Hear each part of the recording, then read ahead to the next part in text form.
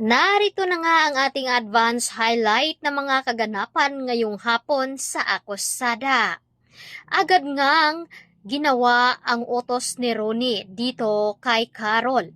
Napuntahan nga ang bahay dito ni Dennis at magpanggap nga ito na wala itong hinala kay Dennis upang magawa nga daw ang plano dito ni Carol na magpaimbestiga at makakuha umano ng ebidensya.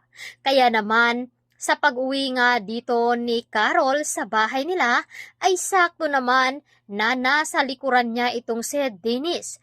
Nagulat nga itong si Carol at kung bakit may sugat nga itong sa kamay si Dennis at nanggaling nga ito sa madilim na area. Nagpaliwanag naman itong si Dennis at nagkukunwari na nasugatan nga lang daw ang kanyang kamay at hindi nga daw ito mapakali sa paghihintay nga daw dito kay Carol. Agad na tinanong ni Dennis itong si Carol kung bakit nga daw ito nagsisinungaling sa kanya. Ngunit hindi nagpapahalata si Carol, bagkus ay pilit nga itong ngumiti at niyaya si Dennis na pumayag umano ito na kumain sa bahay nila. Habang nasa bahay nga sila dito ni Carol at Dennis ay sinamantala nga nito na makahanap ng ebidensya. Kaya dito na nga natagpuan ni Carol ang isang hikaw dito ni Joy doon sa labas ng bahay dahil sinunog nga lahat ito ni Dennis upang walang makita.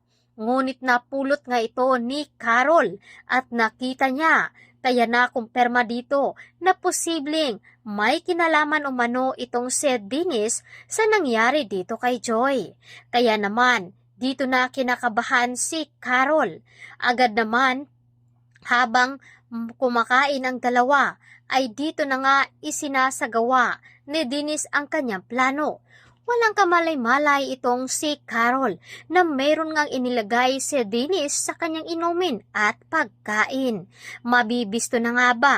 Magiging delikado na nga ba ang buhay dito ni Carol na ngayon ay mag-isa lamang ito sa bahay ni Dennis?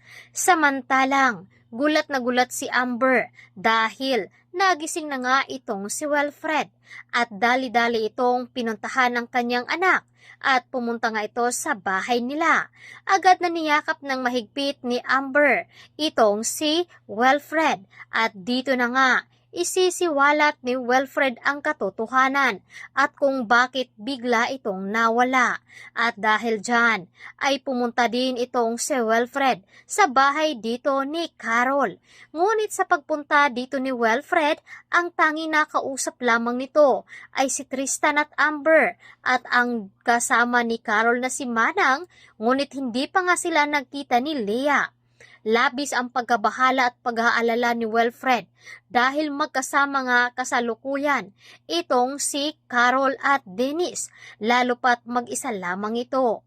Kaya naman agad na sinabi ni Wilfred na kailangan na nga nilang tumawag ng pulis upang mahuli na nga itong si Dennis dahil inamin na nga mismo ni Dennis kay Wilfred nung huli nga silang magkita na siya nga daw ang pumaslang dito kay Joy at muntik na nga mapahamak ang kanyang buhay. At dahil dito ay nag-aalala nga itong si Tristan dahil magkasama nga ngayon si Carol at si Dennis. Paano nga ba makaligtas itong si Carol? Lalo pat nagalit nga itong si Dennis nang tinanong ito ni Carol ang tungkol kung nasaan nga siya sa gabing iyon noong nagtatalo sila dito ni Wilfred. Kaya ito muna ang ating highlight sa update na dapat nating abangan at tutukan sa nalalapit na pagtatapos dito lamang sa Akusada.